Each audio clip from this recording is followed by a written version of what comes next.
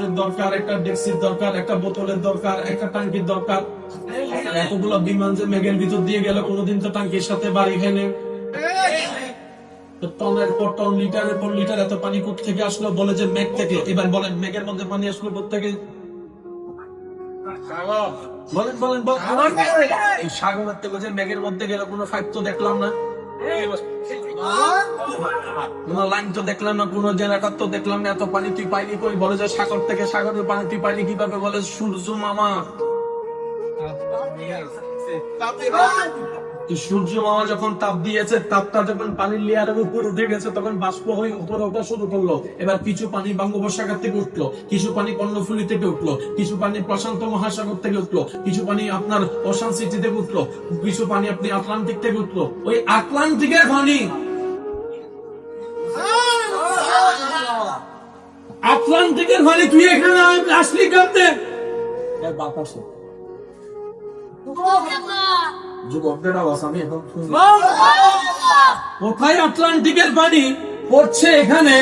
আল্লাহ আল্লাহ কি ক্ষুদ্র, আল্লাহ আল্লাহ কি ক্ষুদ্র, আসলি কেমনে?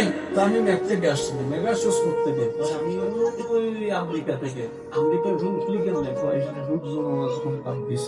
উঠে গেছে। এবার আসেন, আপনার জানার মধ্যে পৃথিবীর সবচেয়ে জমজমসা, সবচেয়ে আর্সেনিক মুক্ত পরিষ্কার পানির নাম কি?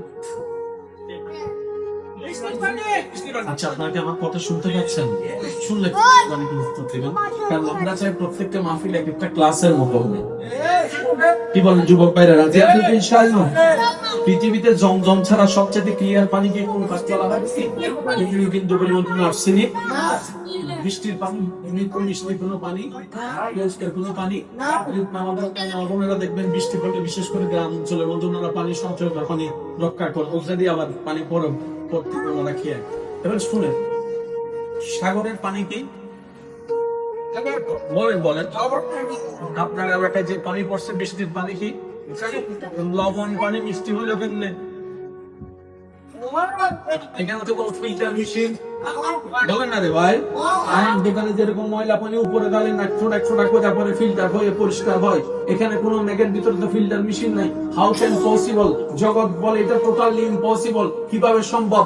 রব বলে আমি রবের দিকে একবার টাকা, এটাই আমি রবের কুদরত।